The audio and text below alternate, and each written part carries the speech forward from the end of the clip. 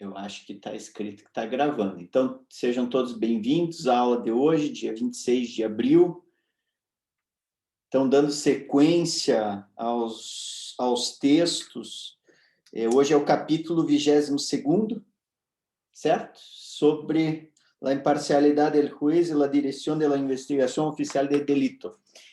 Hoje, então, a gente começa com o Batalha, Rodrigo Batalha, que vai fazer aí as primeiras considerações. Batalha, fique à vontade.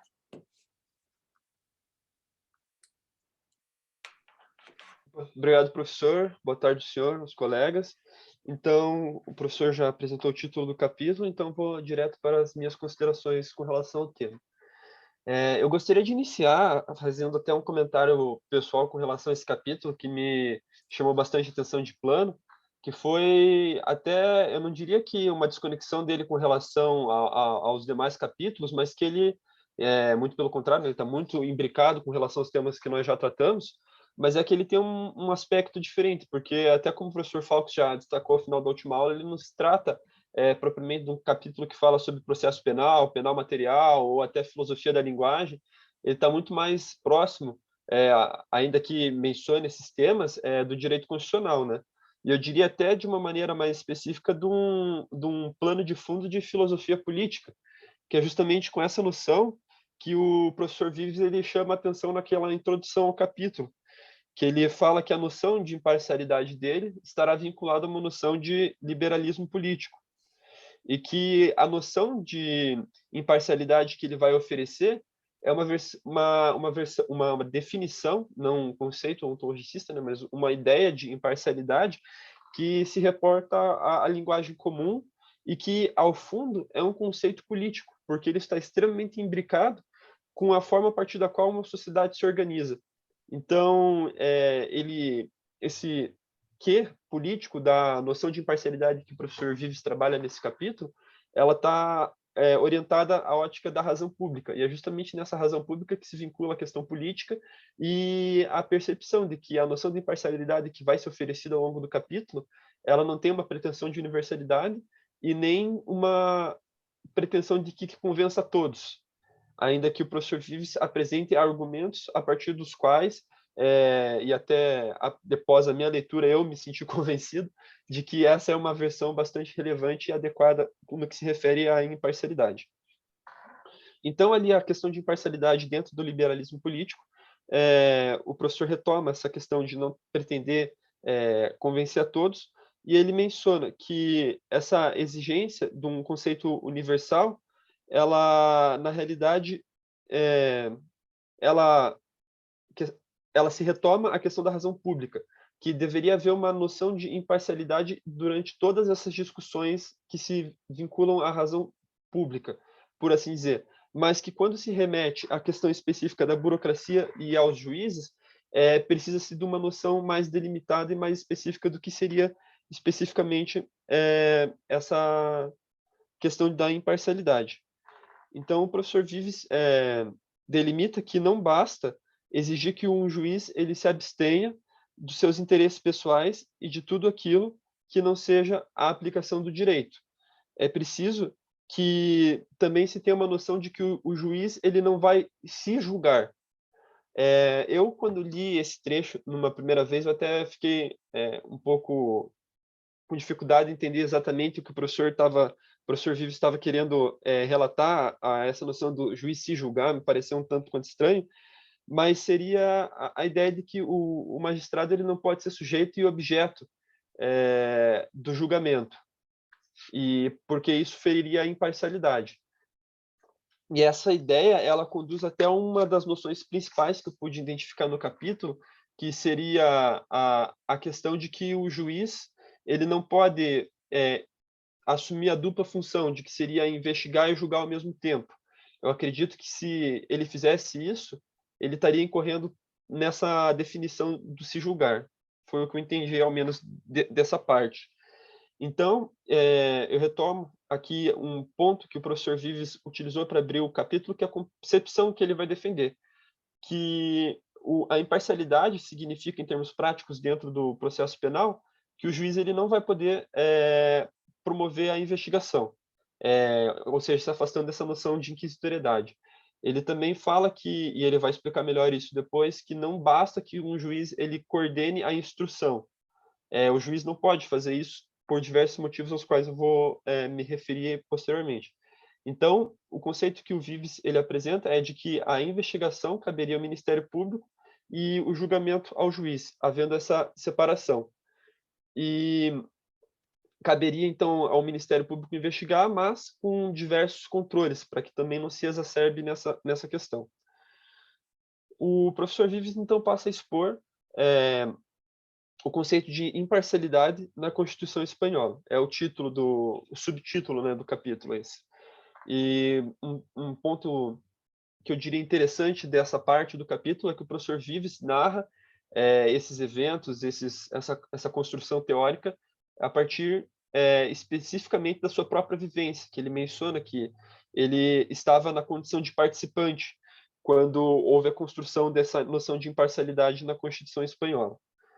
Então ele menciona que se partiu da noção de que deveria haver na Constituição Espanhola a garantia da independência dos magistrados e que, concorrentemente a isso, se buscasse um governo democrático e de leis bem feitas.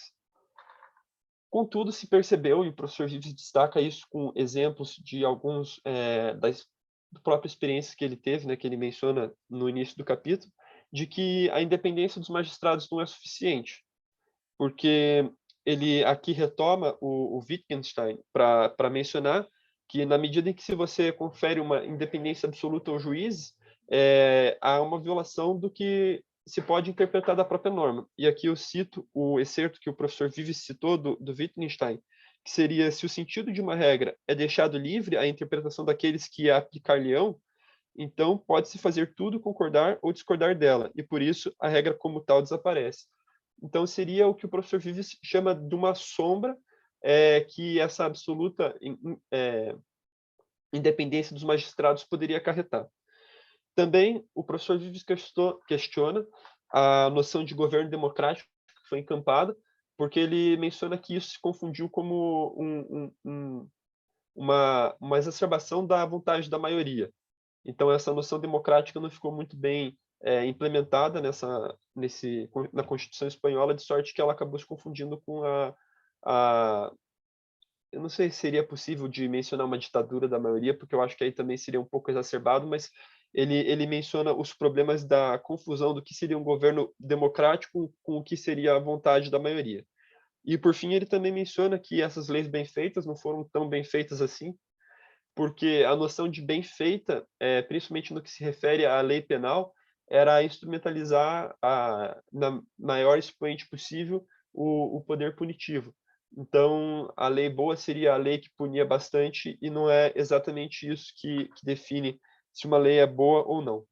Essa perspectiva da Constituição espanhola ela passou a se alterar, principalmente em decorrência da jurisprudência da Corte Europeia de Direitos Humanos, e foi justamente no caso Pierre Sark que foi definida uma noção bastante importante que o professor Vives adota no que se refere à imparcialidade, que seria que as funções de instruir e julgar, de instruir e julgar são funções incompatíveis.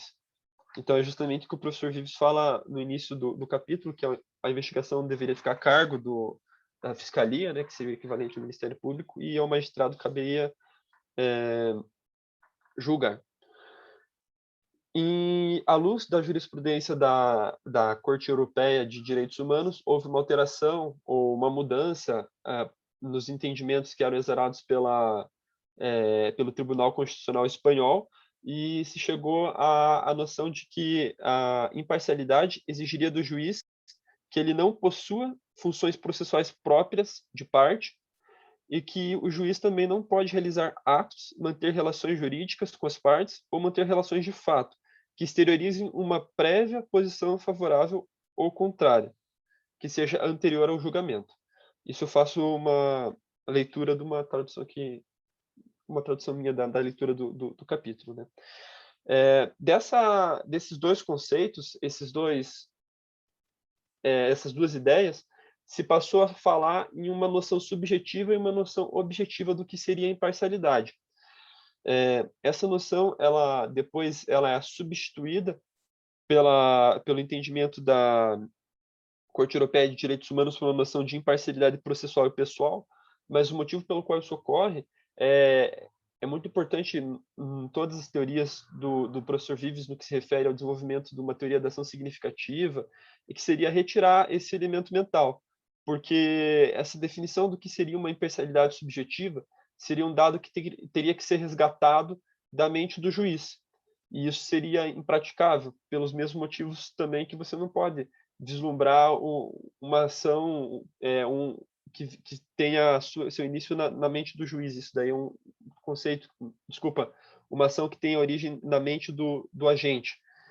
Isso daí é um conceito que tem sido trabalhado nas últimas aulas e que há uma certa correspondência nessa questão da imparcialidade, que também não pode se buscar esse dado na psique da pessoa, que é inatingível. Então, se entende que a imparcialidade tem que ser aferida objetivamente e, mais especificamente, analisada a partir de elementos exteriores. E por isso que ele traz essa noção de imparcialidade processual e pessoal. Então, a imparcialidade é algo que seria algo que poderia se pôr uma dúvida legítima das razões da fundamentação a partir da qual o juiz toma a sua decisão. E o professor Vives entende que, mais uma vez, não seria possível esboçar um conceito de falar imparcialidade é isso e imparcialidade não é isso. Então, ele se refere à casuística para estabelecer noções nas quais a imparcialidade é violada e não é violada, mas, mais uma vez, sem estabelecer um conceito absoluto. Eu tomo licença mais uma vez para ler 3 pontos que eu identifiquei que seriam os principais que o Vives identificou como definidores do que seria a noção de imparcialidade. O primeiro seria a impossibilidade entre as funções de fato e as prévias à acusação ou de auxílio à acusação. Uma outra seria a atuação prévia do magistrado pressupõe a exteriorização prévia do juízo de culpabilidade e o juiz que julgou na primeira instância não pode revisá-la na segunda. Então, essas seriam noções bastante significativas para vislumbrar se, num caso, o juiz atua parcial ou imparcialmente. Um outro conceito que me chamou bastante atenção nesse trecho do capítulo é a noção de que o juiz ele não deve simplesmente ser imparcial a partir desses conceitos. Deve haver uma aparência de imparcialidade. E isso eu acredito que seja uma ideia que o Vives traz justamente da percepção de que a imparcialidade deve ser vislumbrada a partir de uma prática e a partir de elementos exteriores. Então, essa aparência de imparcialidade, eu até tive uma dificuldade, enquanto estava lendo o capítulo, para vislumbrar o que seria essa aparência de imparcialidade, mas aqui eu peço licença para trazer um exemplo da minha vida pessoal. Eu sou filho de 2 engenheiros, e uma vez eu estava passeando com os meus pais nas ruas de Curitiba e a gente se deparou com um prédio novo, mas que, em função de razões arquitetônicas, ele tinha uma constituição tanto quanto esdrúxula no que se referia ao ângulo das paredes e da disposição das colunas. E o meu pai, engenheiro, falou: Rodrigo, essa é a questão do que uma obra não deve ser, porque não basta que a obra seja segura, ela tem que parecer segura. Óbvio que ali entrava uma questão estética e tudo mais, mas ele quis mostrar. Óbvio que uma parede parecer que vai cair não é a mesma coisa que uma noção de imparcialidade, mas seria justamente isso, que você não deve apenas se pautar em conceitos técnicos, né, do que é imparcialidade, mas aquilo tem que parecer que é imparcial, ou no caso, o exemplo da situação que eu tive com os meus pais, parecer seguro, né? Então, acho que talvez seja uma percepção interessante que a gente possa aplicar para compreender melhor essa passagem do texto. O Vives arremata essa parte do capítulo trazendo algumas noções nas quais seria debatida a questão da presença ou não da imparcialidade na atuação jurisdicional, que seria, por exemplo, quando o magistrado se manifesta na imprensa ou quando ele se manifesta na academia a partir de escritos e com relação previamente a algo que ele depois vai julgar. E ele também encerra essa parte do texto falando que o magistrado, em função da questão da imparcialidade, ele não pode aplicar uma pena que seja mais gravosa àquela pedida pela parte acusadora, né? Então, seria ter uma noção de correspondência entre a acusação e a sentença. Aqui o Vives ele passa a analisar uma característica insta ao sistema espanhol, que é a presença do juiz de instrução, e de plano já cabe mencionar que a posição dele é veementemente contra a adequação de um juiz de instrução, e ele menciona que deveria haver um juiz de garantias. E eu vou aqui ser sintético, até em função do tempo, que eu acabei me avançando um pouco mais do que o planejado. Então, o Vives ele fala que a mesma pessoa que dirige a investigação e é responsável por julgar a sua conformidade com o direito, essa estrutura não funciona tendo em vista uma noção de imparcialidade. Justamente por isso, que a investigação deve ficar a caso do Ministério Público e não em um juiz de instrução, e caberia, então, a substituição, por assim dizer, uma reforma que removesse do sistema espanhol o juiz de instrução e que se adotasse o juiz de garantias. Essa sim uma figura que garantiria os direitos que devem ser realizados durante a aplicação do direito penal e do processo penal. Opa, apareceu uma mensagem. Tá tudo certo. E que, retomando, então, que não seria adequado, então, essa questão do juiz de garantias, do juiz de instrução e sim o juiz de garantias. E uma noção importante que o professor Vives fala é que essa reforma seria, assim, difícil no contexto espanhol, principalmente porque há uma vinculação do Ministério Público com o Poder Executivo e que isso traria enormes dificuldades práticas, mas que é um esforço que vale a pena em função do modelo que se busca. O professor Vives daí traz um epílogo de ideias e ilusões. E aqui é a parte na qual se nota de maneira mais extensa o caráter político do trabalho que o professor Vives traz. E ele menciona que não se deve abrir mão do que seria essa ilusão. Ele menciona que a ideia de imparcialidade, a partir do que se tem como as proposições de Rawls para como deveria ser um atuar social, elas não são factíveis, não se pode atingi-las na prática, né? Que seria a pessoa não ser invejosa e a pessoa atuar politicamente alheia aos seus próprios interesses pessoais, como se ela tivesse uma venda. Isso daí não é factível, não é atingível, mas não deixa de ser um ideal. Então, o magistrado também não pode exigir que ele atue conforme esses pressupostos, porque aí se exigiria que ele seria uma espécie de um homem extraordinário, acima do que se poderia esperar. Não é isso que se exige do magistrado. Só se exige que ele não simplesmente sucumba às suas paixões e aos seus interesses pessoais. Eu acho que, para sintetizar essa parte, seria a noção que o professor Busato traz diversas vezes ao longo das aulas, que seria aquele medium virtus, né? Se nem tanto ao céu, nem tanto ao mar, né? Seria uma justa medida entre esses dois, na medida em que você não sucumbe a atuar unicamente vinculado aos seus interesses pessoais, de modo que você permite sempre ter como um alvo inalcançável, né? Sempre como um ideal a ser atingido a questão da imparcialidade. E eu encerro aqui as minhas considerações sobre o capítulo, e eu gostaria então de traçar 3 breves questionamentos. Eu acho que o principal questionamento que eu trago até de uma maneira genérica seria esse epílogo, porque foi algo até que eu admito que eu não tive tempo de absorver. Eu acredito que eu tenha lido e compreendido, até porque é um trecho muito breve, mas são noções bastante complexas no que se refere às implicações na realidade. Então, eu não tive tanto tempo para internalizar esses conceitos e verificar em que medida que eles dialogam com os conceitos que eu tenho com relação a como deve ocorrer um processo penal, uma atuação imparcial do juiz. Então, eu gostaria, em primeiro lugar, de pedir o que os colegas entenderam com relação a essa parte, o epílogo em específico, até para que eu ventile as minhas próprias ideias. Eu acho que não caberia fazer um questionamento específico com relação ao recente julgamento, com relação à imparcialidade que teve no caso do ex-presidente, né?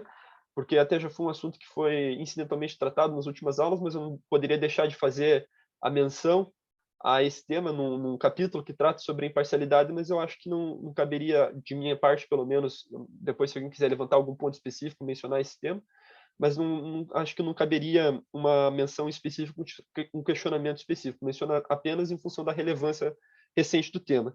Então, sem mais delongas, o questionamento específico seria que o Vives ele estabelece uma delimitação de casos nos quais a imparcialidade resta violada, e isso seria obtido através de uma casuística. Então, eu gostaria de questionar um entendimento, um julgado do STF, depois eu posso citar esse daqui é um agravo regimental em recurso ordinário em habeas corpus, decidido em 2019 de relatoria do ministro Luiz Fux, e que se decidiu que o artigo 252, inciso 3º do CPP, que fala: o juiz não poderá exercer jurisdição no processo em que tiver funcionado como juiz de outra instância, pronunciando-se de fato ou de direito sobre a questão, e esse é o texto da lei, que esse dispositivo não pode receber interpretação ampliativa. Eu não vou me reportar a situações fáticas no caso que isso foi decidido, justamente porque o enunciado que foi consagrado na ementa, ele é bastante taxativo, de que simplesmente, com relação a essa hipótese, não vai ser discutido ampliativamente. É o que está escrito lá e pronto, acabou. Então, eu gostaria de trazer o questionamento se o nosso ordenamento, quando ele fala nas hipóteses de impedimento e suspeição, que dialogam diretamente com essa noção de imparcialidade, se ao trazer um rol que deve, em alguns casos, ao menos, ser interpretado taxativamente e restritivamente, não seria, a partir daí, uma própria violação à questão do que se deve ter como imparcialidade e a noção de que a lei não pode prever todas as soluções e todos os casos que a realidade contingente vai apresentar. O segundo ponto, que seria de um outro julgado do STF, dessa vez um habeas corpus, e aqui eu peço licença para citar um trecho da ementa. Bom, eu acho que eu não vou citar para até economizar o tempo, mas seria aquela questão da regra de prevenção na qual o juiz que ele toma algum ato durante o inquérito, por exemplo, deferir alguma medida cautelar que seja pedida pela autoridade policial, ele se torna prevento para julgar o caso. Eu acho que isso não pode ser nada, não tem nada mais contra do que a imparcialidade do juiz, essa noção que está prevista, né, no artigo 83 do Código de Processo, mas foi reafirmada pelo STF de que é exatamente isso e se define a competência assim. E aqui sim o que eu gostaria de trazer do entendimento do STF, que eu achei bastante, eu diria, esdrúxulo, que seria que o juiz, ao presidir o inquérito, apenas atua como um administrador, um supervisor, não exteriorizando qualquer juízo de valor sobre fatos, questões de direito que impede de atuar com imparcialidade no curso da ação penal. Bom, eu acho que todos nós aqui que atuamos, seja em estágio, profissionalmente no judiciário, já vislumbraram que isso daqui não é um caso isolado, então acho que nem caberia ficar discutindo se cabe ou não esse enunciado proferido no voto na ementa do julgado, mas eu gostaria de mencionar, se é isso que está sendo decidido no STF, um caso recente de outubro desculpe, esse não é tão recente, esse daqui é de outubro de 2008, mas de mesma forma, não tão recente, mas se é essa mentalidade que tem lá no STF, como é que a gente vai trabalhar a questão que o professor Vives fala justamente no epílogo, que seria uma mudança cultural? Como que vai haver uma mudança cultural, sendo que é isso que se decide na última instância? Como caberia de falar isso no panorama brasileiro? E daí uma última provocação seria essa mudança cultural no Brasil, como que ela eventualmente poderia ocorrer? Óbvio que essa é uma pergunta de $1 milhão, né, que não tem resposta. Se tivesse uma resposta, a gente já estaria fazendo isso. Mas eu acho que vale o questionamento se perguntar se o direito pode promover isso ou se é algo que deve partir da sociedade. E aqui a sociedade retomando o uso comum da linguagem que o próprio professor Vives inicia o capítulo. Então são esses 3 questionamentos. Eu agradeço a atenção dos senhores e espero o debate. Obrigado. Obrigado, Batalha, pelas colocações. Bem bacana. E quem que gostaria de começar falando aí sobre essas questões? Professor, licença, rapidinho. Diga lá. Na verdade, eu só queria acrescentar algumas informações sobre, principalmente essa última pergunta que o Rodrigo fez, que durante o texto me lembrou muito, eu acho que é a tese de doutorado, né, do Rubens Casara, que ele faz uma entrevista com os desembargadores do Tribunal de Justiça do Rio de Janeiro, e assim, acho que, não lembro a porcentagem ao certo, mas era uma porcentagem alta, por exemplo, 60%, 70% dos desembargadores achavam que eram agentes de segurança pública. E o quanto também o próprio nome das varas, como você colocar vara de combate à lavagem de dinheiro, já também não acaba com qualquer indício de imparcialidade logo ali, porque qualquer pessoa de fora, né, que não tenha um entendimento da função do juiz como imparcial e tudo mais, quando a pessoa vê que o cara trabalha na vara de combate à lavagem de dinheiro, a pessoa não vai achar que ele está lá para garantir direitos do acusado. Era só para acrescentar esse ponto final, que eu acho que também tem bastante a ver com o texto. É verdade, Ana. Isso aí é um fato que muitas pessoas, muitos juristas tentam combater, né? Demonstrar que a partir do momento que, se você quer um jogo justo, um fair trial, um juiz que não vai ter interesses de nenhuma sorte em relação ao processo, ele não pode ser colocado numa condição em que ele é aquele que vai combater alguma coisa, qualquer coisa, não importa o quê, né? Então, essas varas de combate ao crime organizado, ao tráfico, e que, inclusive, é interessante que em muitos tribunais, e até o CNJ, eles fazem depois uma estatística para ver qual foi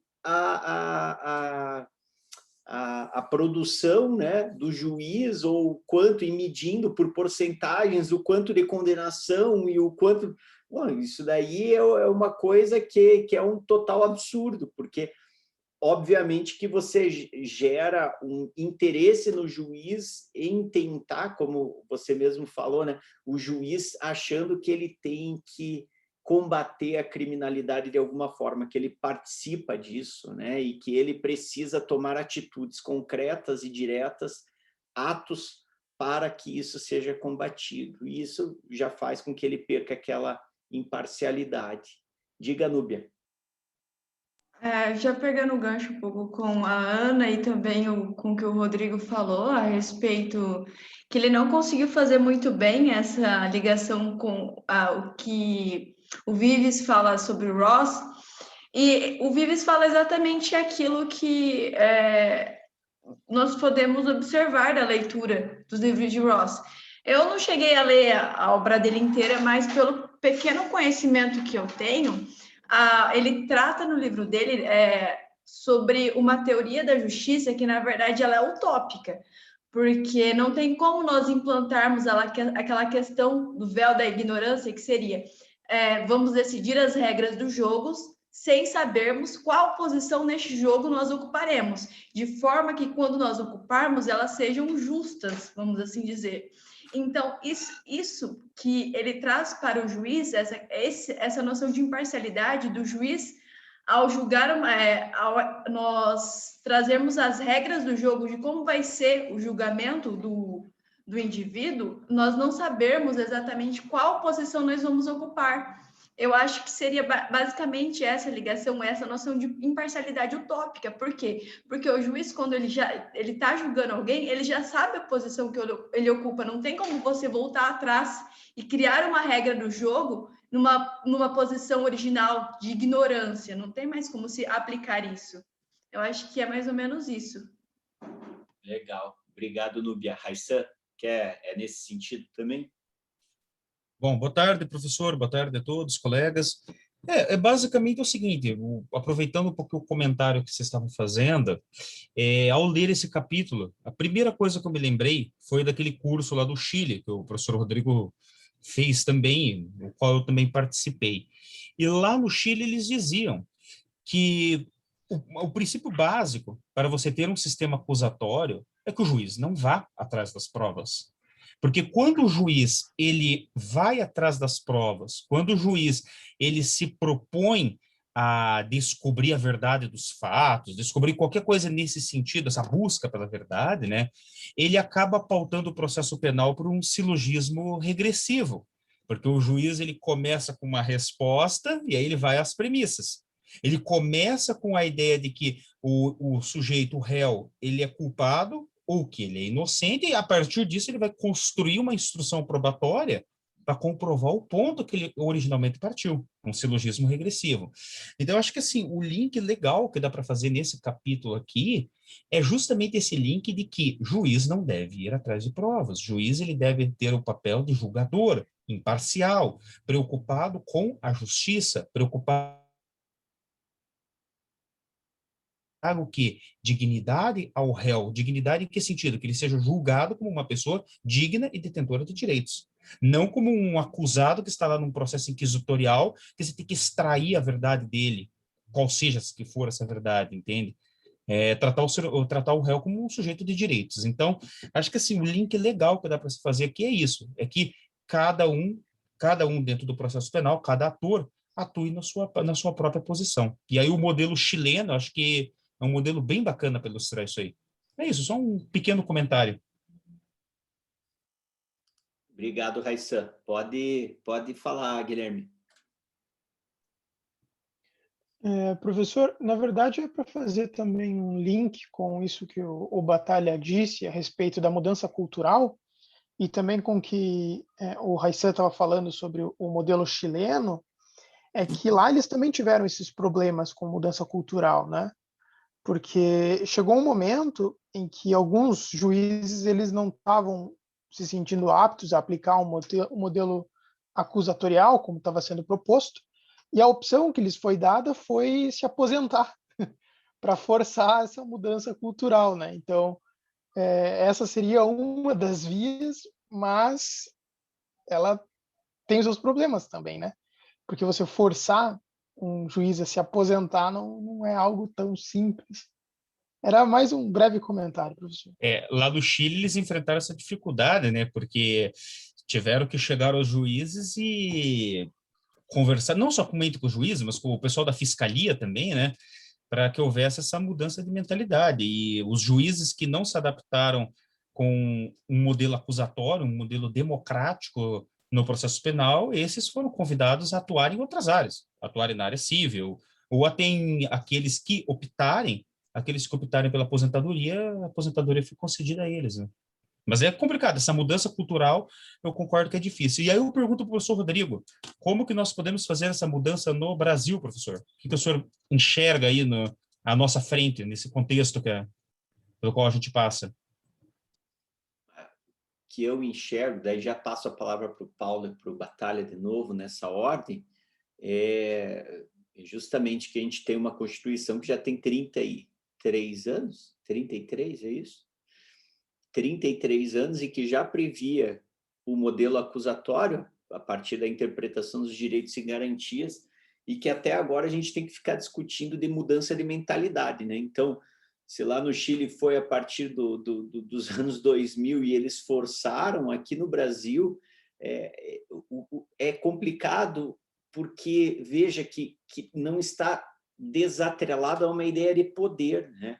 Se você tem essa condição, se o juiz pode fazer o que ele bem entender e ele não está adstrito, por exemplo, a uma acusação do Ministério Público, igual o Vives trabalhou num determinado momento que o Batalha falou, né? Então, aquela correlação entre a acusação e sentença, ele não está atrelado a isso. Ele não está atrelado em ser apenas um receptor. Ele pode buscar, ele pode ter ele pode ter uma atuação ativa. Isso é um poder que ele tem, isso é um poder que o judiciário possui, né? E obviamente que se você abrir mão na mentalidade e que daí entrando talvez aqui na última parte onde o Vives fala que é uma questão de uma consciência democrática ou uma consciência em que isso que eu senti muito desse último capítulo dele, falar assim que as pessoas têm que ter esse tipo de consciência de que estão sob a égide de uma Constituição democrática, por exemplo. Então, se as pessoas não conseguem abrir mão de seus próprios poderes, de suas próprias vontades, para serem mais republicanos, para serem mais democráticos, para um bem maior, sempre vai ter essa dificuldade de a gente conseguir, de a gente tentar implementar, né? Vejam o juiz de garantias, que o que aconteceu? Por uma questão de poder, né? Porque o juiz também, dentro do processo, aquele que já sabe o que ele quer, se ele vai ter limites para atuar, ou seja, você vai ter um juiz de garantias antes, e um juiz que não vai ter conhecimento do inquérito, ele vai ficar atrelado a certa situação. Quanto mais poder ele tem, se ele tiver possibilidade de atuar em cima de todo o processo, é melhor para ele. Então, com base nisso, a gente sabe que teve um ministro lá que pediu, que suspendeu, e que até hoje não libera, 2 anos, eu acho, alguma coisa assim, né, que ainda não liberou esse tipo de coisa. Então, o que eu vejo que vai ser muito difícil a gente colocar goela abaixo, né, se a gente não contar com pessoas imbuídas de intenções verdadeiramente democráticas, vai ser complicado. Eu acho que a academia tem uma importância grande. Então, por exemplo, igual vocês fizeram o curso lá do Serras, né? Eu também fiz, eu mandei lá no grupo para quem quiser também fazer, que a gente que vai ter essa possibilidade também de fazer, tanto a fase nacional como depois ir para o Chile. Então, também podem fazer. Então, essa é a importância da academia, e o Serras trabalha com isso, ele fica fazendo evento com os juízes, com os promotores, para demonstrar que cada um tem um seu papel, e esse papel tem a sua importância muito grande no nosso sistema, né? O juiz não pode ver isso como perda de poder, ele tem que ver essa forma que ele está garantindo que efetivamente um sistema mais igualitário e um sistema mais justo seja implementado. Mas aqui a gente não tem como fazer isso, né? Lá no Chile, eles puderam, por conta da transição, né? Então, aqueles juízes que não queriam, ficaram com os processos que estavam em andamento, até os processos acabarem. Daí, depois que os processos inquisitoriais terminaram, eles foram aposentados. Aqui no Brasil é muito difícil, né? Você colocar porque você não vai. A gente não consegue nem fazer uma alteração adequada em relação, por exemplo, ao papel da polícia. E é uma coisa que daqui a pouco eu acho que talvez a gente tenha que entrar, a questão da polícia judiciária com o Ministério Público. Nem isso a gente consegue, né? Porque a nossa polícia judiciária, que tem também um lobby muito forte no Congresso, a polícia acredita que eles são imparciais e que eles precisam, e que o nosso processo precisa deles para evitar que o Ministério Público possa atuar de forma parcial. Ou seja, há uma distorção, né, pelo menos de algumas vertentes, que muitas vezes a gente ouve lá no Congresso, eles falam, não, a polícia, como a polícia é objetiva e ela não tem interesse nenhum, ela é imparcial, ela vai ver de forma objetiva, sendo que a gente sabe que para se fazer uma investigação adequada, você tem que... Daí sim você tem que partir de pressupostos, você tem que partir de hipóteses e ir trabalhando aquela investigação a partir daquilo que a pessoa, que o presidente da investigação vai propor, né? Diga lá, Paulo. Eu ia complementar a fala do Guilherme, essa colocação que ele fez ali com relação à mudança cultural, que foi a última provocação do Batalha, e a minha colocação seria exatamente no mesmo sentido que o senhor acabou pontuando, professor, que da importância da academia dessa pressão que tem a função do professor, isso aqui que a gente está fazendo e depois a gente ir lá para o campo de batalha. Eu vejo que na prática, por exemplo, é muito difícil os juízes, promotores, assim, mudarem de posição, mas eles acabam mudando de posição quando eles geralmente fazem um curso. Eu vejo assim a importância do professor como um cara que muda mesmo, quebra paradigma. E com relação à colocação da aposentadoria, parece que o Brasil está na contramão, né? Ao invés de aposentar, ele estica o período de aposentadoria, coloca um período maior ainda. Então, vai ser um trabalho árduo, vai ser demorado. Toda vez que a gente tem essa questão de querer mudar a mentalidade, eu acho que vai uma geração, talvez 2 gerações, é um trabalho de persistência. Seria nesse sentido a minha colocação. Perfeito. Bacana, Paulo. Batalha.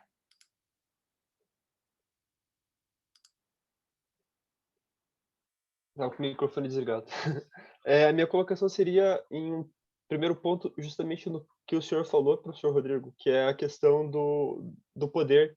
Até tem uma passagem muito interessante do capítulo, no qual o professor Vives esclarece que, na realidade, deixar a investigação com o Ministério Público não seria você conceder mais poder para o Ministério Público. Eu acho que isso foi uma percepção bastante interessante que esse capítulo me deu, que, na medida em que se coloca o Ministério Público no papel de parte, que daí investiga e tem essa função de investigar, você, na realidade, restringe o poder dele, porque você tira dele a função do que aqui no Brasil se chama de custos legis, né? Que seria o Ministério Público atuando como um assistente do juiz, que daí causaria justamente uma confusão nos papéis que a gente vê no nosso sistema. E a segunda coisa que eu gostaria de comentar seria justamente o ponto da consciência democrática, que o senhor mencionou, o Guilherme e o Paulo também, que eu acho que foi justamente com relação a esse último ponto da consciência democrática que foi o ponto que eu estava me referindo ali na minha última consideração sobre o que me causou mais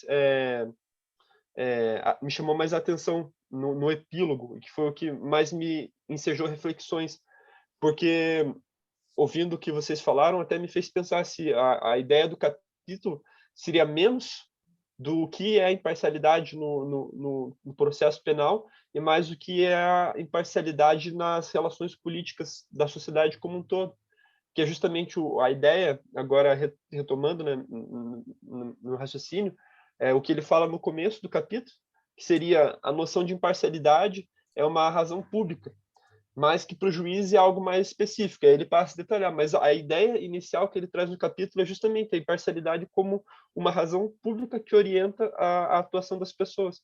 E daí retoma esse sentimento republicano que o professor Fawkes falou e tudo mais. Bacana. Obrigado. Quando ele fala ali no último capítulo, ele até trabalha, ele fala assim que como a necessidade de desinteresse,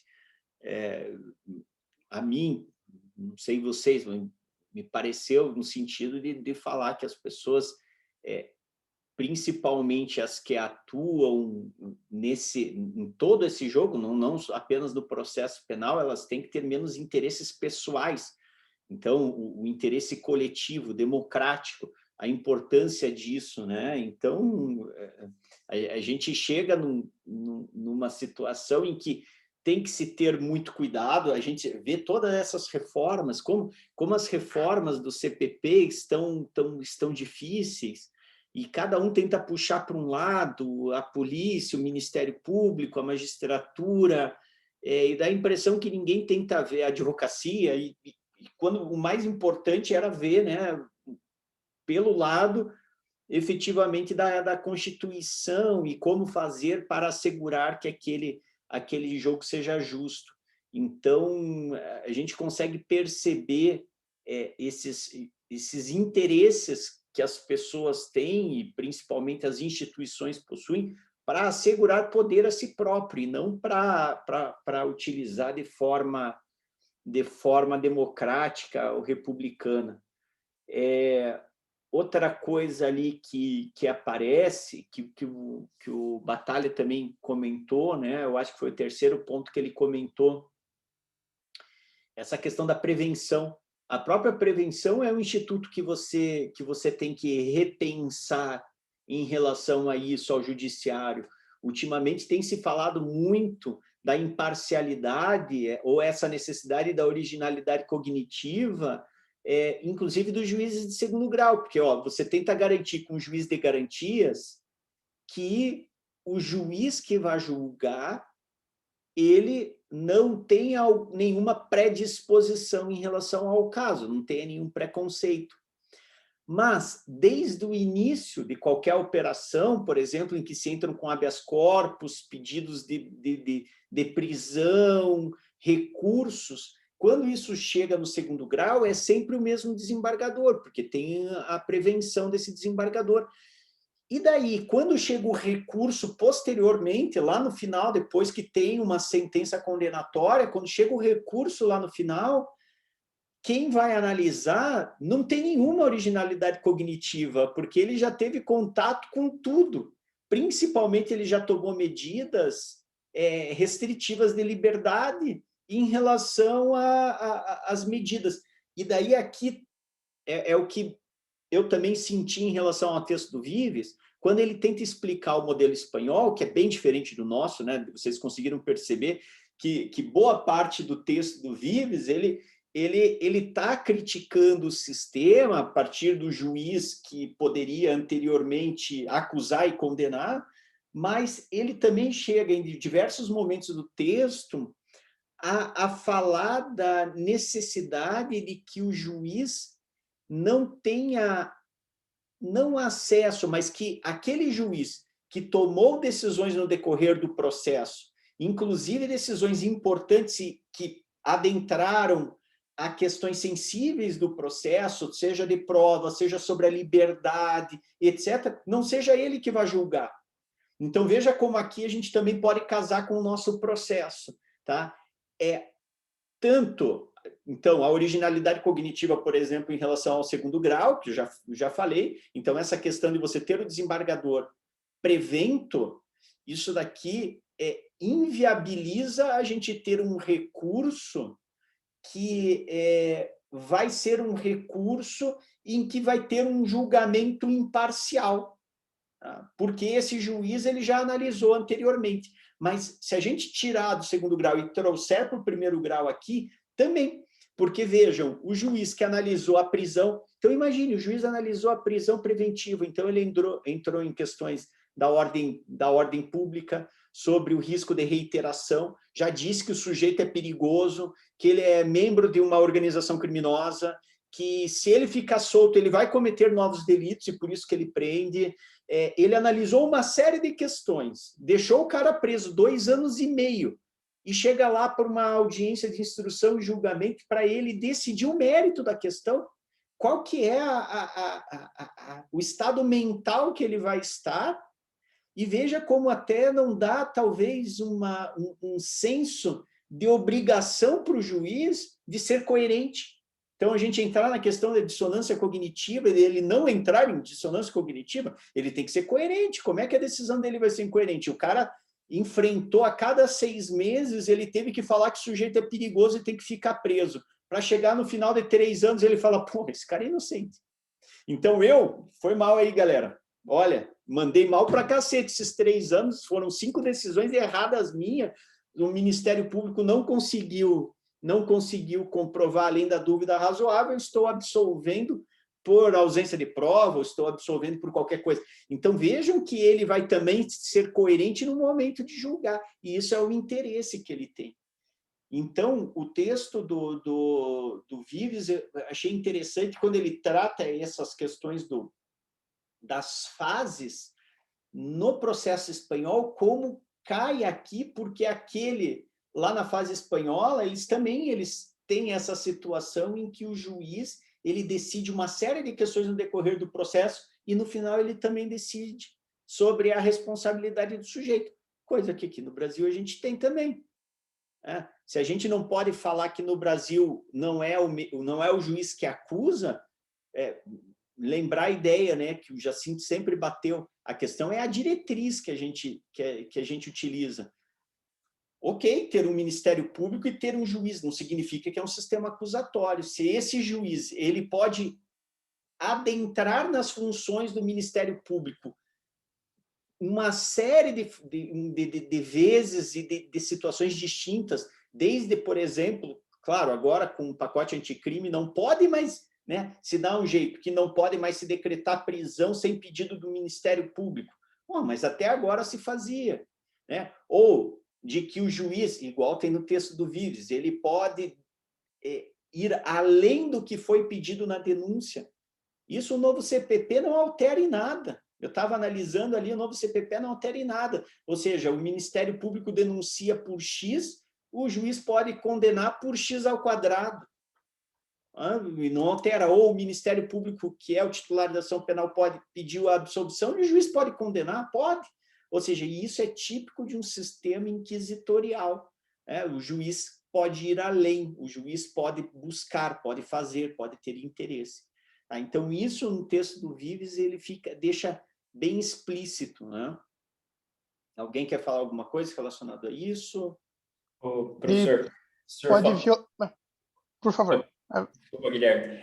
O senhor falou ali da questão do pacote anticrime, tirar o de ofício com relação à prisão, mas aí entra naquele problema da mentalidade também, porque no último informativo do STJ, o STJ vem lá e fala o seguinte: beleza, se o juiz decretar de ofício, mas imediatamente você já tiver a manifestação do Ministério Público depois, a prisão está válida. Então, o que adianta? O que mudou, né? É um absurdo, né? Bem isso. Ou seja, eles dão um jeito de permitir, né? O Guilherme ia falar, daí a Catiane levantou a mão. Pode falar, Guilherme, depois eu passo para a Catiane. Não, eu ia comentar, ainda nesse modelo acusatório do Chile, né, que todos os delegados, eles também foram promovidos a promotores, né, para evitar essa rixa entre delegados de polícia e promotores de justiça. Assim, o promotor de justiça, ele comanda a investigação, né?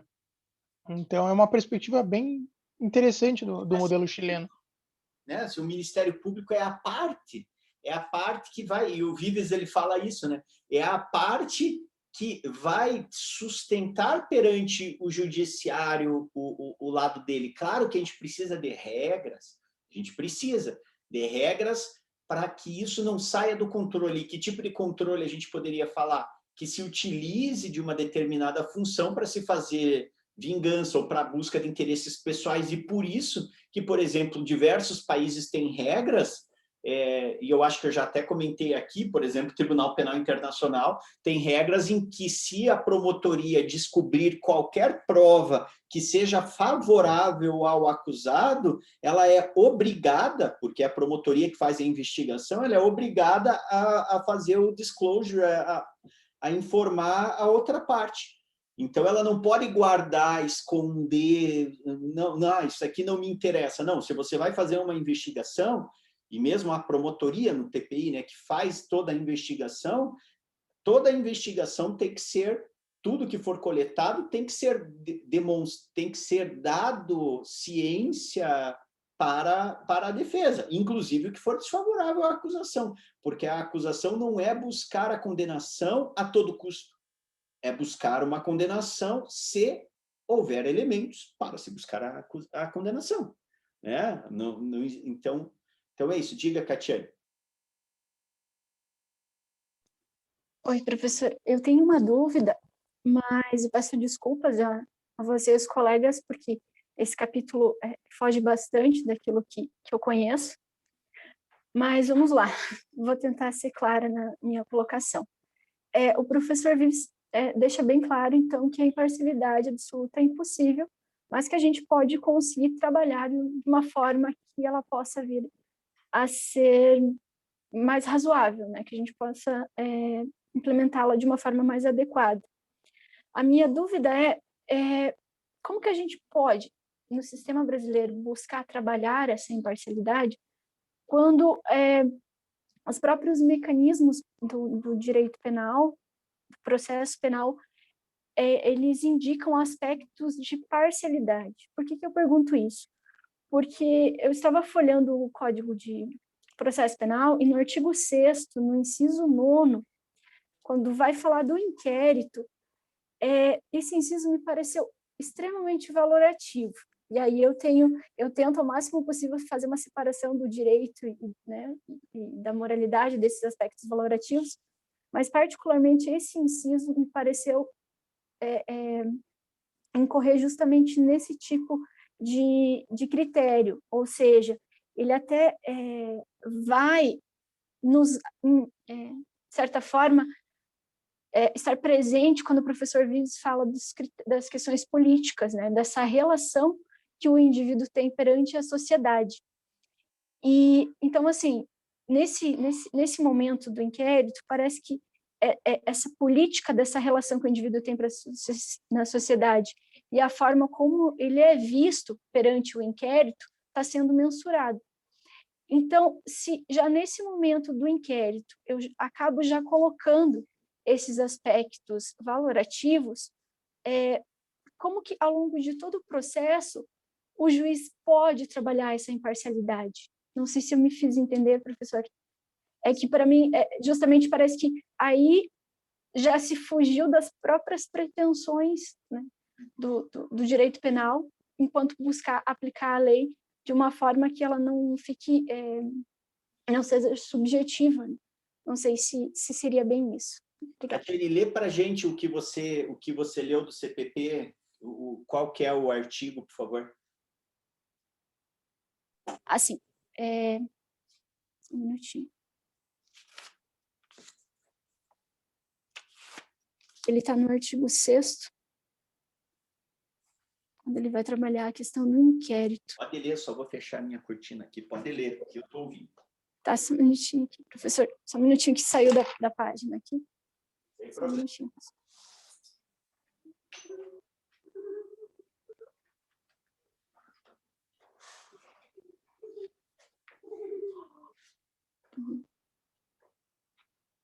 Essa fugiu aqui, só um minutinho, gente, desculpa. Não tem problema, tranquilo.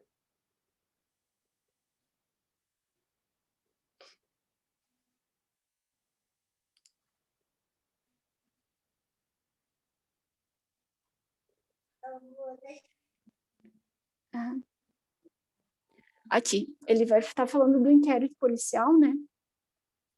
Então, e ele fala o que a autoridade policial, como ela deve proceder a partir da infração penal.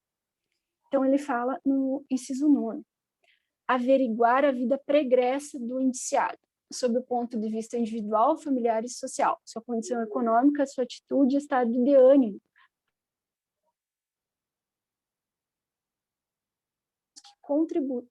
Contribuírem para a apreciação do seu temperamento e caráter.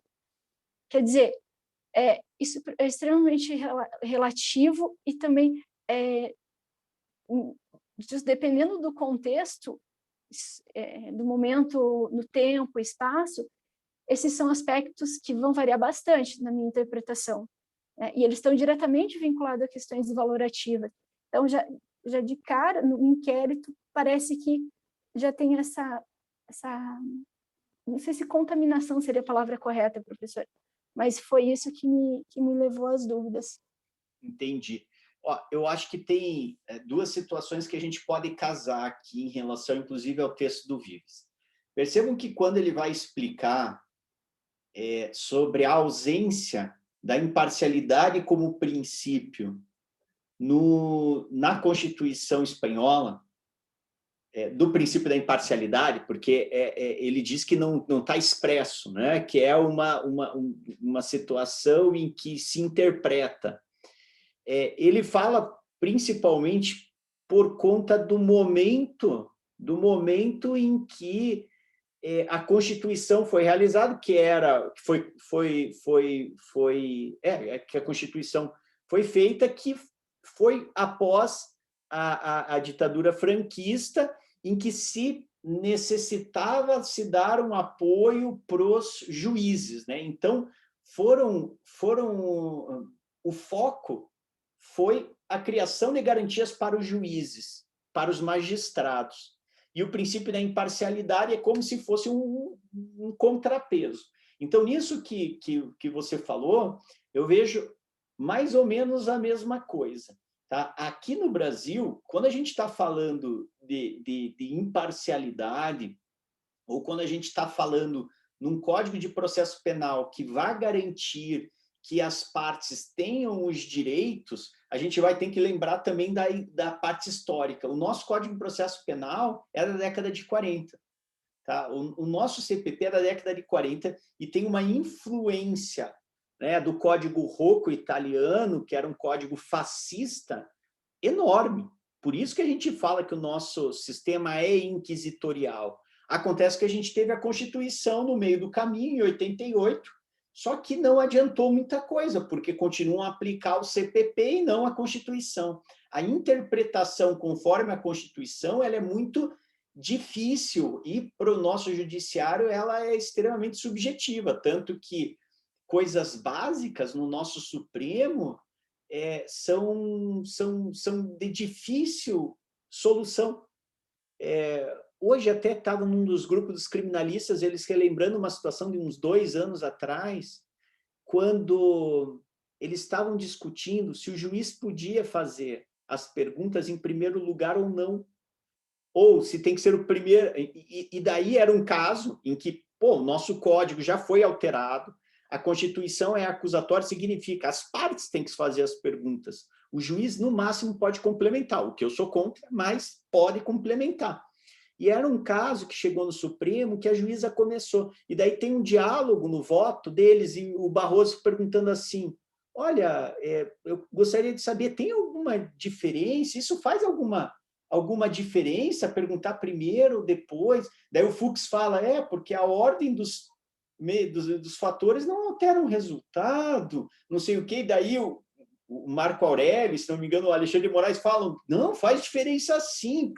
Então, vejam, questões tão básicas como o interesse que está por trás, um juiz que pergunta, que toma a dianteira, o interesse não é visto nem pelos ministros do Supremo como algo que viola a Constituição. Então, a gente tem um nível de subjetividade que não deveria ser subjetivo, ou pelo menos um nível de desinteresse em entender essa parte do direito tão grande que a gente não consegue implementar nem as mínimas coisas, né? Que as mínimas coisas elas são difíceis de serem entendidas. Então, talvez seja isso, a gente pegar, se a gente for analisar realmente, Catiane, se a gente for analisar o CPP, diversos momentos eles são voltados para aquela nossa, para aquele momento histórico em que havia necessidade de que o Estado tivesse uma preponderância em relação aos direitos dos cidadãos, né? Então, o Estado era mais importante do que os direitos do cidadão. Então, por conta disso, a gente tem uma série de dispositivos que são nesse sentido. Mas é bem interessante a gente pegar, né? E ele trabalha isso. O Vives, ele vai falando, né, da necessidade que se tem de a gente garantir imparcialidade, assim como outros direitos, por mais que não estejam explícitos ali, eles fazem parte de uma interpretação global. Alguém quer falar alguma coisa? Quer complementar a resposta ali também da Catiane? Professor, eu queria chamar a atenção para um outro ponto, na verdade. Não era nem... Ele tem relação também com essa questão que a Catiane trouxe, mas ele não é tão relacionado ao inquérito. Bom, de certa maneira até é também. Mas vamos lá. Em determinado ponto do texto, eu acho que é na página 986, eu anotei aqui, que quando o professor vai tratar da questão do juiz de garantias dentro do processo penal, e ele admite que o juiz de garantias ele pode conduzir a sua atuação lá como um árbitro, né, como um mediador, durante toda a investigação e até o recebimento da denúncia, né, até algo que se aproxime ao nosso recebimento da denúncia. Eu lembro que aqui teve um grande debate a respeito daquele projeto, o 156, né, do Código de Processo Penal, o novo código, que alguns autores eles sustentavam que não podia ser dessa forma, como o Vives tá apontando, porque no código ele também estabelecia que o juiz de garantias ele era competente até o momento do recebimento da denúncia. E alguns autores sustentavam que isso era o mesmo que manter a contaminação num processo decisório que é importante dentro do processo penal, né? Que o juiz já viria contaminado da investigação e ele decidiria se a denúncia deveria ser recebida ou não. E eu vi muita gente criticando isso, né? Porque, e eu lembro aqui novamente do modelo chileno, no modelo chileno tem um juiz para investigação, um para recebimento da acusação e 3 para decidir o caso. Então, até apoiados nessa ideia de 3 instâncias julgadoras no primeiro plano, alguns autores eles sustentavam que não podia ser o juiz de garantias a receber a acusação. E o professor Vives ele admite, ele fala que o juiz de garantias que atua aí, ele não é juiz contaminado. Então, era mais um comentário, mas eu achei interessante essa perspectiva dele. Ele trabalha bastante com isso, né? Um dos pontos principais que ele deixa bem claro algumas vezes é o juiz ele não pode ser contaminado pela investigação. Isso é uma coisa que a gente vem falando aqui no Brasil, né? Quantas vezes a questão do juiz de garantias é importante por conta disso. É melhor a gente ter um juiz julgador e um juiz de garantias do que ter um só juiz. Então, a gente talvez prever 3 juízes aqui é impossível. A gente não consegue nem implementar 2, né? Colocar 3 juízes aqui no Brasil, eu não vejo nenhuma possibilidade política disso avançar, né? Então, a questão do juiz de garantias, claro, desde que seriamente colocado. Um juiz que, depois do recebimento da denúncia, tudo aquilo que passou vai ser envelopado, né? Não pode ter acesso, o julgador não pode ter acesso. Outro dia a gente estava discutindo, porque eles fizeram também uma forma desse PLS, ele agora é o PL 8045 e está para ser votado, está na Câmara e depois vai voltar para o Senado, né? Então, mas ele está para ser votado na Câmara e eles mantiveram o juiz de garantias, deram um prazo de juiz de garantias, mas, por exemplo, no procedimento do júri, eles falaram que as partes não podem fazer referência aos depoimentos colhidos em inquérito. Mas, ok, não pode fazer referência, mas o inquérito vai estar lá no processo? Não está claro. Então, provavelmente, eu não tenho dúvida que, como o pessoal sempre interpreta da pior forma possível, o inquérito vai estar lá. Vai estar lá para os jurados analisarem, vai estar lá para o julgador analisar. Só que não pode fazer referência, ou seja, é um absurdo, é aquele paradoxo que não faz sentido. Ou seja, você tem que seriamente afastar todos os elementos da investigação para que não haja contaminação. E o Vives, ele vai falando, e quando o Batalha traz os elementos exteriores, a gente não tem como buscar na mente para saber se o juiz é imparcial, se ele é parcial. Mas a gente tem que como analisar os elementos exteriores, e daí ele até cita naquela parte do livro, que ele fala, por exemplo, nas manifestações de imprensa, fala na academia, quando escreve um artigo, quando tem manifestações anteriores, ou quando ele até participa anteriormente. Mas tudo isso é uma questão também de contaminação. Então, a gente volta a trabalhar a necessidade de que o juiz não tenha sequer acesso aos elementos que não foram produzidos perante ele. Tem que se produzir perante ele. Se a gente vai trazer para um sistema acusatório mais amplo, né? O ideal é que seja de forma oral, de forma imediata, e que ele vá julgar de acordo com o que ele está vendo ali, o que é produzido na frente dele, também de forma imediata. Né? Porque quando a gente tem um controle pela oralidade, é um controle importante para o sistema penal, para o sistema processual penal, que é o controle que a gente também não tem. Vejam como a gente tem como saber com base no que a decisão é tomada. Se o juiz ele tem que decidir com base naquilo que foi produzido perante ele, e ele decide com base naquilo que é produzido perante ele, naquele exato momento, a gente não tem nem como cogitar, por exemplo, que entre uma fase e outra foi alguém lá no gabinete dele, ou mesmo que não foi ele que tomou a decisão. O Batalha estava falando aí, né, quem assessora sabe, claro, o volume é enorme, é gigante de processos, não tem como um juiz humanamente dar vazão a todos os processos e julgar todos os processos apenas ele, sem uma equipe competente por trás.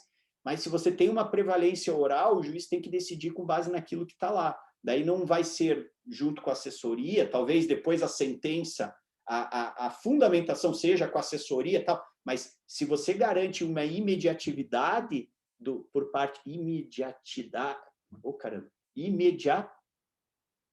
me fugi, agora deu um tilt. Imediatismo? Mas tem um outro termo que é imediatividade. Imediatividade? Imediatividade. Se ele respeita a imediatividade, ele tem que decidir com base naquilo que ali está, né? Está posto na frente dele. E isso também impede que o juiz possa ser influenciado por outros elementos exteriores. Diga, Batalha.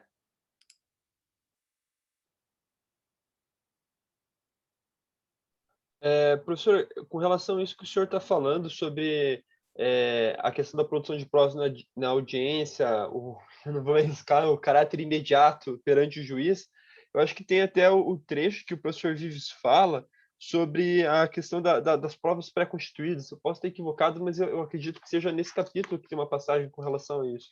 Eu não vou saber precisar a página, mas se eu não me engano é a expressão que consta no capítulo, a questão das provas constituídas, pré-constituídas, que seriam eu estava até buscando agora aqui um julgado que eu também estou tentando puxar a memória, mas seria admitido pela jurisprudência a substituição de laudos periciais por autos de constatação realizados ainda na fase inquisitorial.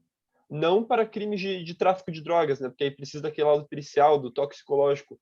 Mas, se eu não me engano, o caso ao qual eu faço referência agora, e eu vou ter que pesquisar melhor para ver se era isso mesmo que eu li, no crime de dano, por exemplo. O caso era de uma pessoa que tinha sido presa e eu não lembro se ela chutou o camburão da parte de dentro e daí desmontou lá, ou se ela chutou a porta e daí amassou a porta da viatura, mas o caso era mais ou menos assim.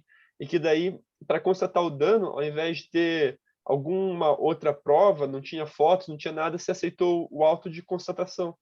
Então, não tinha depois como verificar se foi efetivamente isso que causou o dano. Não sei se é o exemplo mais próprio para caracterizar essa questão da prova pré-constituída que foi feita ainda na fase inquisitorial perante a autoridade policial, que depois não pôde propriamente ser referendado ou arguído pela parte.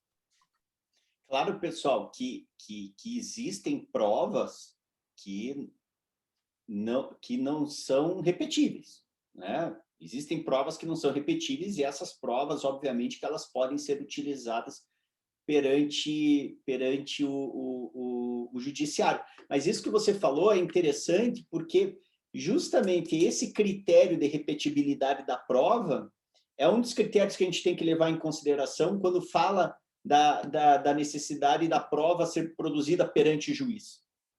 Porque a prova que ela não pode ser repetida, obviamente que você pode produzir anteriormente. Vamos falar, por exemplo, de provas técnicas.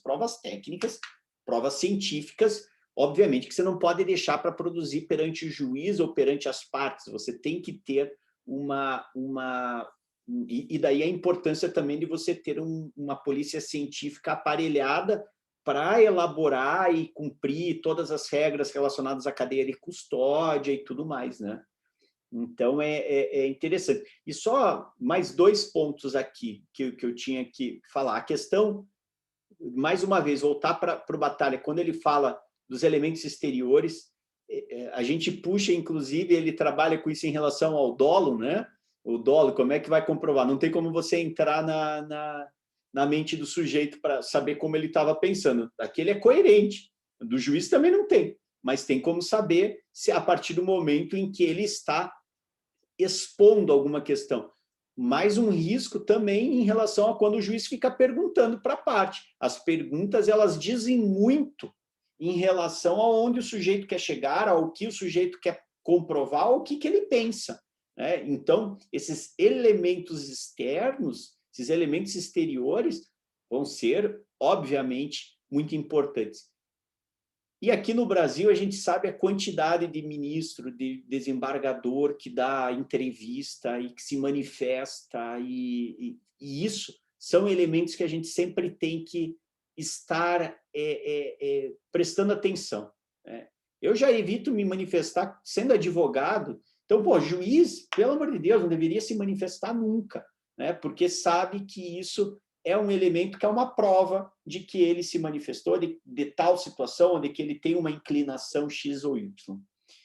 E a última questão também que eu queria levantar novamente, e que daí aqui no 900, por exemplo, ele fala bastante na página 983, quando ele traz algumas decisões do próprio tribunal espanhol, é a questão do juiz ele já ter apreciado anteriormente a questão, né? E daí depois ele continua na 984, outras questões de julgamentos relacionados a isso, ou seja, nós precisamos ter um sistema em que a gente mantenha o juiz que vai julgar fora daquele alcance de preconcepções, e para isso a gente não pode deixar ele apreciar provas ou elementos inquisitoriais, elementos produzidos na investigação, sob pena de nós termos um juiz que vai ser influenciado que vai ter um pré-julgamento sobre determinada questão. Então, é muito importante, e aqui eu acho que ele cabe bem aqui na nossa situação brasileira, em que o juiz, ele, em diversos momentos, ele é instado a se manifestar por questões tangenciais, por questões que não são diretamente a responsabilidade criminal do sujeito, mas que são questões que tangenciam isso e que impedem que ele tenha um julgamento, que ele faça chegue a um veredito justo e imparcial. Tá? Pessoal, alguém quer se manifestar aí sobre essas questões? Alguém viu algum outro ponto que é interessante?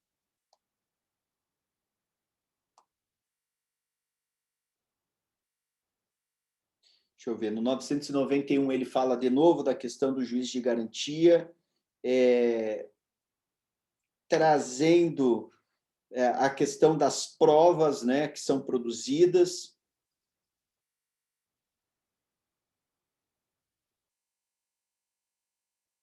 Na 995, vejam lá no segundo parágrafo da 995, tá? Ele faz meio que um resumo relacionado a isso, tá? Dizendo que o contato do juiz de instrução com o objeto do processo em relação à suficiência de suspeitar acerca de um prejuízo que vai violar a imparcialidade.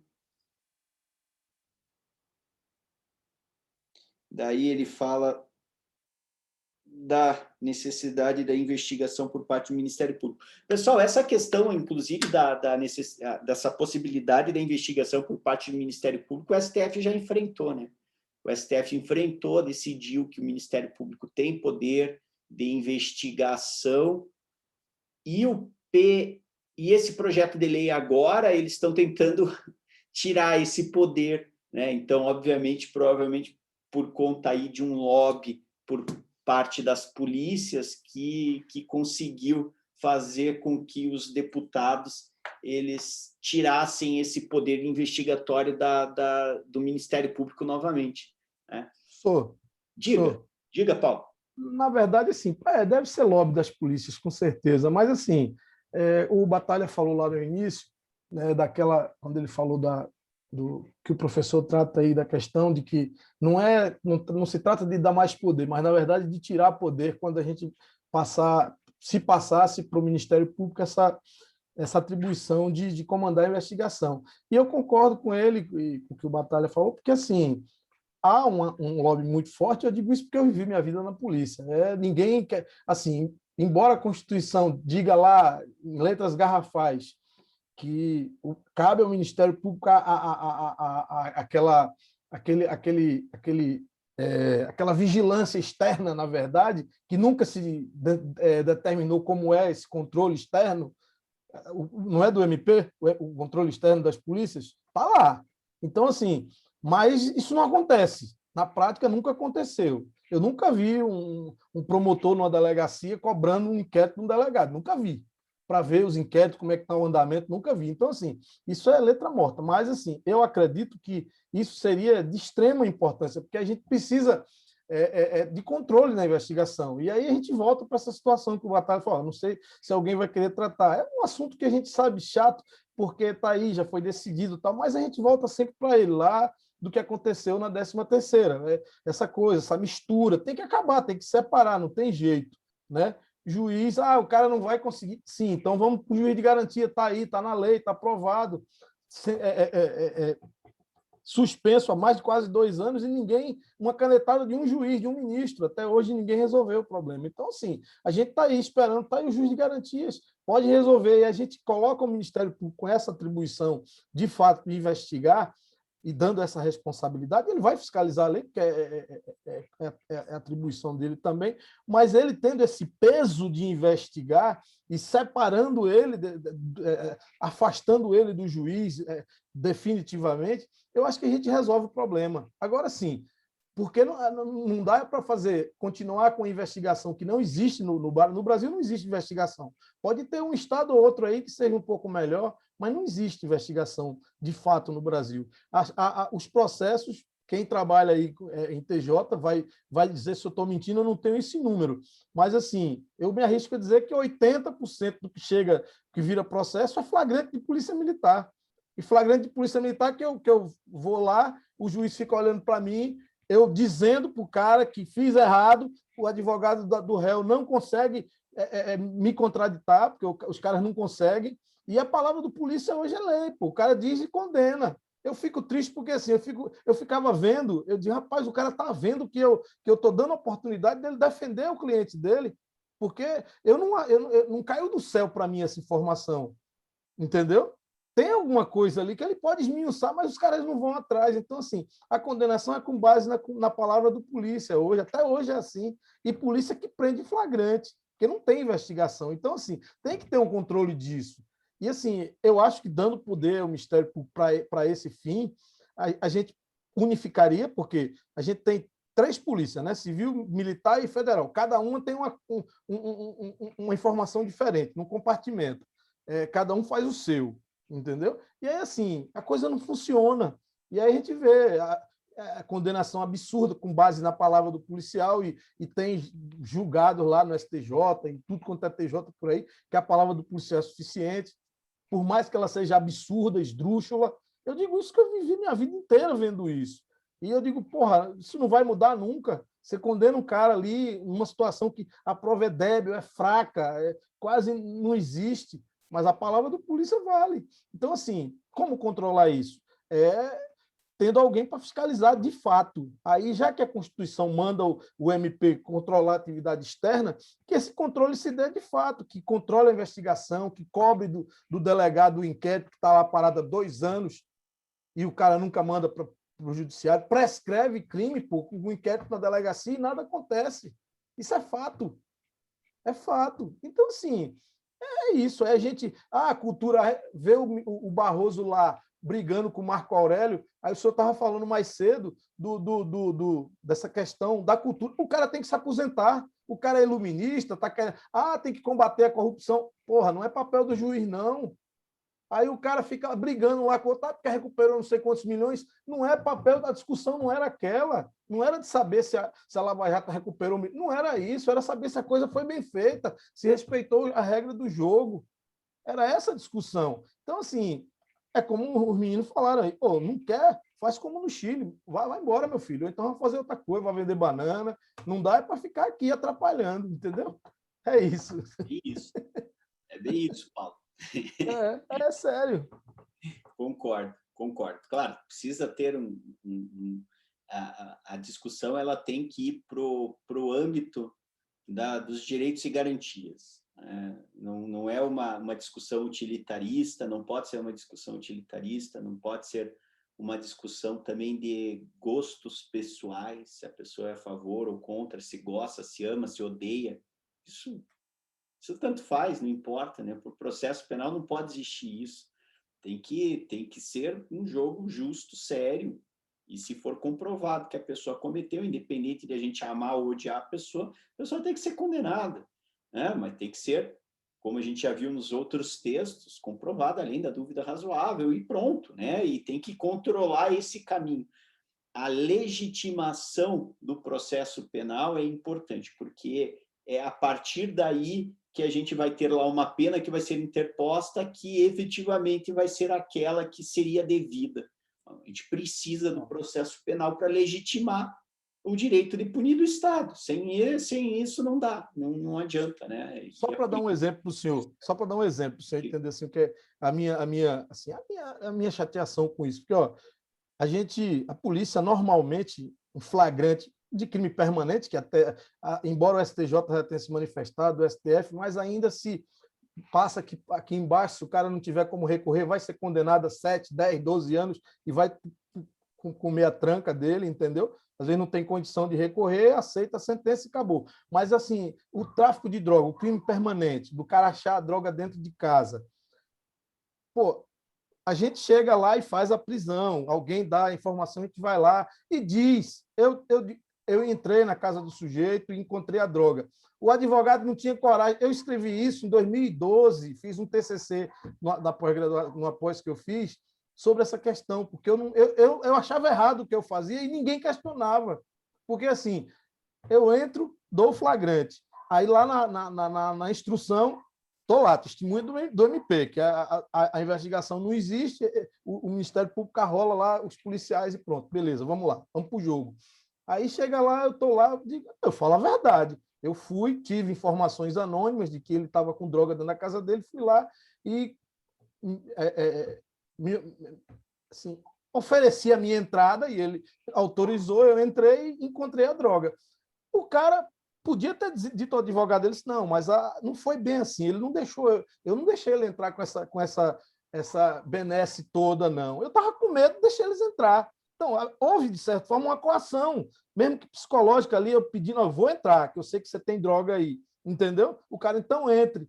Mas, assim, o advogado não questionava isso, e o cara era condenado a 7, 8 anos. Eu digo, pô, tudo bem, eu encontrei a droga, o cara é traficante, mas o que eu joguei dentro da regra do jogo, é isso. Então, assim, mas para o juiz está dentro do jogo, para o promotor está dentro do jogo, o cara quer se ver logo livre daquela coisa lá, entendeu? Então, assim, aí eu vi tanto isso, que eu fui ter que escrever sobre o assunto, porque, assim, hoje a gente já vê o STJ dizer que não, que tem que ter uma prova filmada, gravada, fotografada, enfim, uma testemunha dizendo que o cara autorizou a entrada, porque senão viola o direito material dele, invadiu o domicílio do cara. Então, assim, essas coisas, eu sinceramente, a gente avança com muita lentidão e aí o senhor imagina direitos outros que estão sendo violados a todo momento e tal. E aí quem para discutir isso? Só a academia mesmo, só na academia. É o caminho, né? É o caminho que a gente tem. No dia 4 de maio, semana que vem, eu tenho um júri aqui em Curitiba, até vai ser transmitido, está sendo todos transmitidos pelo YouTube, em que só se tem a palavra dos 2 policiais militares que fizeram a prisão em flagrante, só. Não tem mais nada. Não tem mais nada. Assim, ele admitiu na delegacia que foi ele, mas que ele se defendeu. E aí?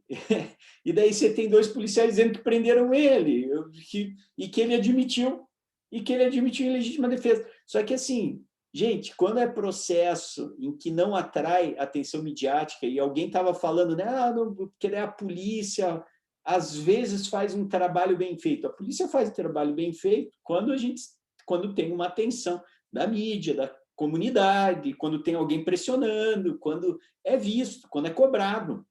Então, nesses casos que pobre mata pobre, gente, é um absurdo, não se faz absolutamente nada. Então, daí o Ministério Público ainda denunciou por homicídio qualificado.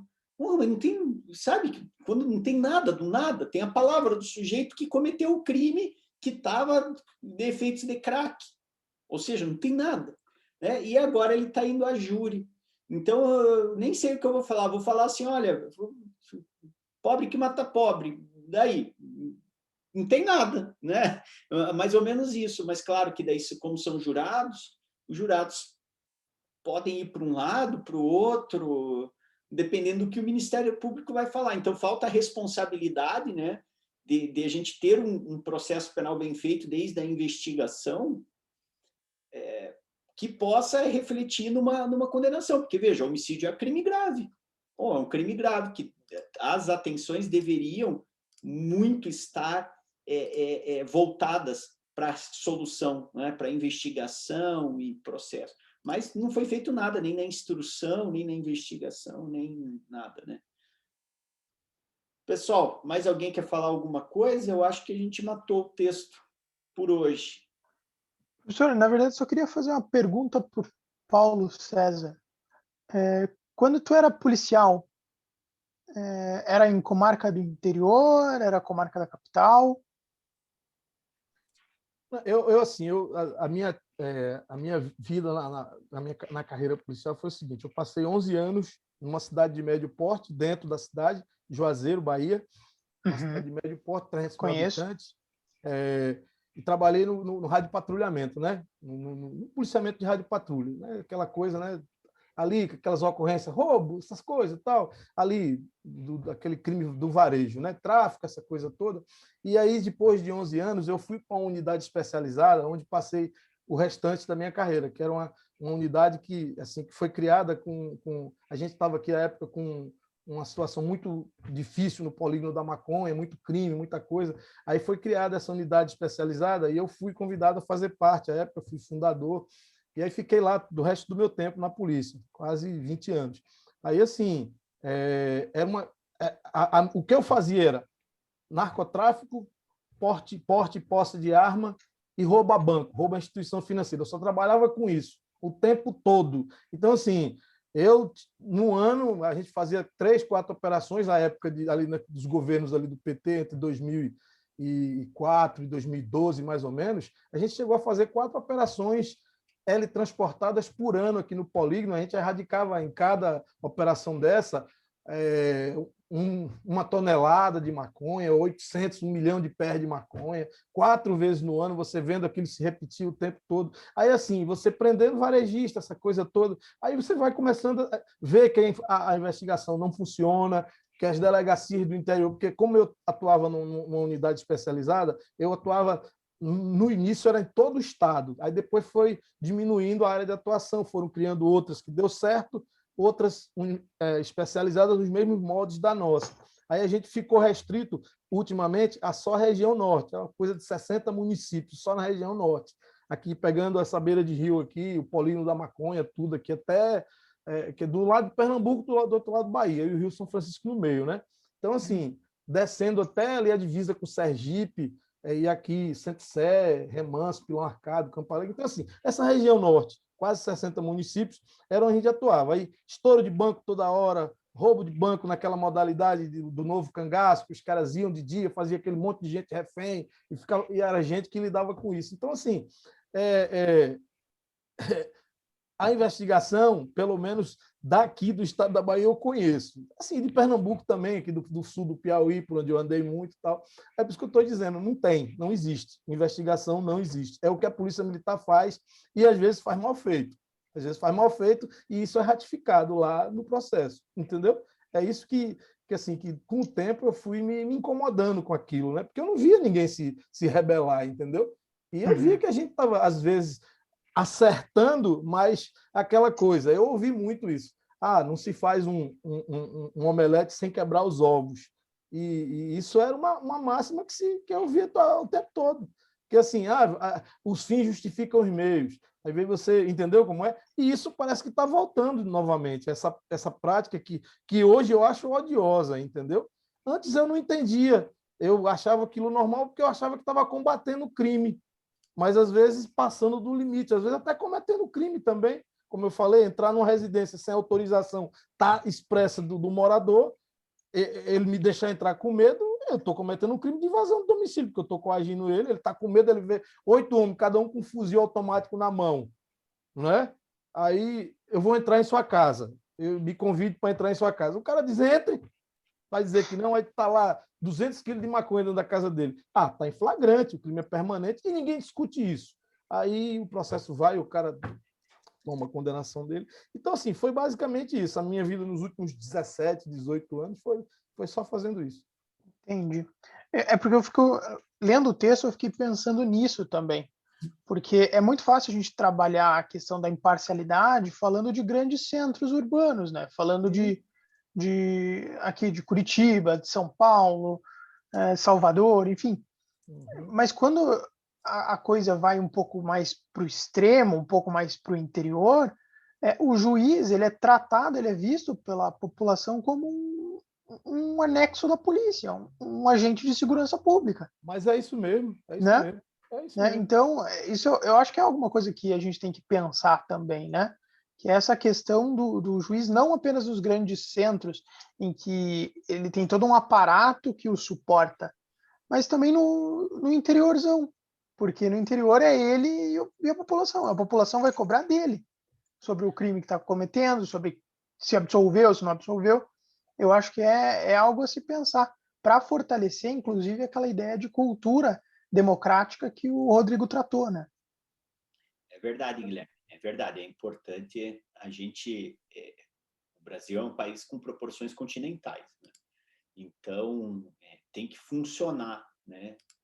Sempre garantindo todos os direitos e garantias fundamentais, mas tem que funcionar, né? Então, as particularidades elas devem ser bem estudadas também, né?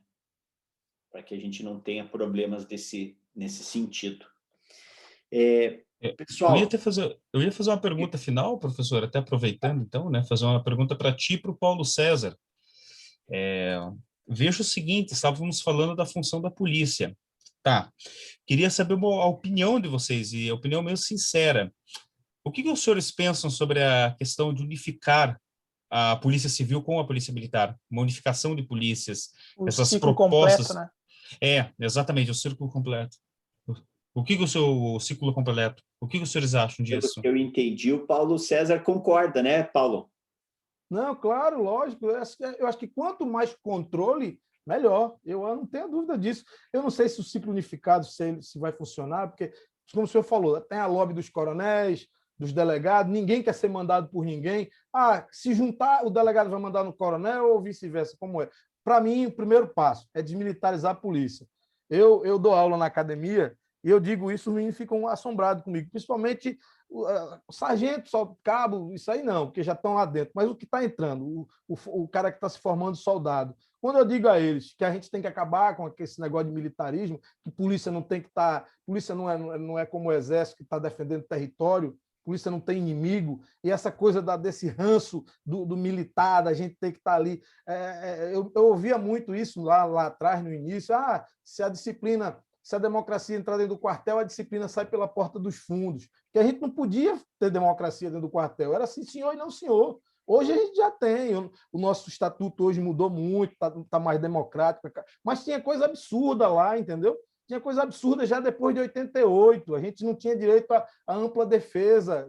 Já depois de 88, a gente respondia uma sindicância lá sem ter direito à defesa, era punido e tal. Então, assim, é uma coisa arcaica, que é um modelo arcaico que tem que acabar. Eu acho que a polícia tinha que acabar nesse sentido. Deixar de ser militar e haver uma polícia única, com investigação. O cara fardado não tem problema, mas sem ser militar. Como nos Estados Unidos, assim, eu não gosto de copiar na coisa dos Estados Unidos, não, mas eu digo assim, pelo menos o cara uniformizado para cuidar do trânsito, para cuidar do policiamento preventivo, mas sem ser militar.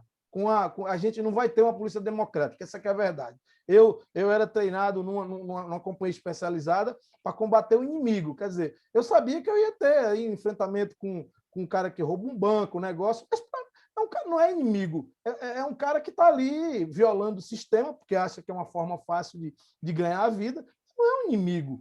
Inimigo no sentido da palavra assim, tipo, o inimigo que vem invadir o seu país, tentar tomar a sua soberania.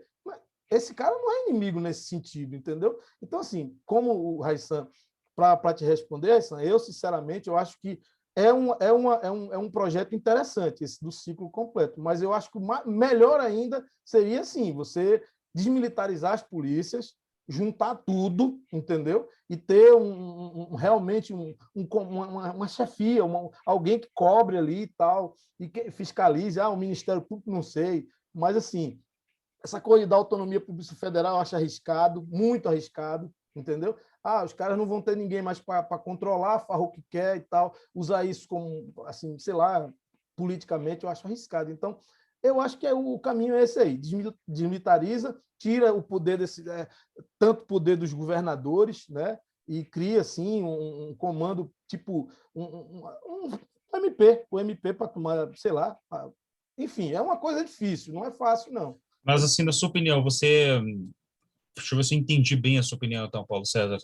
No caso, você, num segundo momento, você não defenderia a existência da polícia como um órgão autônomo no que se refere à investigação, então, no que refere à investigação. Você transferiria isso para o MP, essa investigação? Não. A minha ideia seria essa. Não tinha polícia militar, pronto. Ia deixar de ser militar, ia ser departamento de polícia, qualquer coisa. Menos militar. Militar é exército, marinha, aeronáutica. Polícia tem que ser para servir e proteger. É o que eu penso. Hoje, eu penso assim, já tem uns 10 anos, mas eu não vou dizer a você que pensei sempre assim. Eu fui forjado pela polícia, eu era um garoto de 20 anos, saí da classe baixa, achei que meu papel era prender criminoso. Eu achava que... Aí depois eu fui começando a ver o criminoso que eu estava aprendendo. Até tem um limite que a gente chega, que a gente não alcança. A partir dali a gente não consegue ir. E aí você começa a fazer essas conjecturas. Então, assim, hoje eu penso, polícia militar desmilitarizada.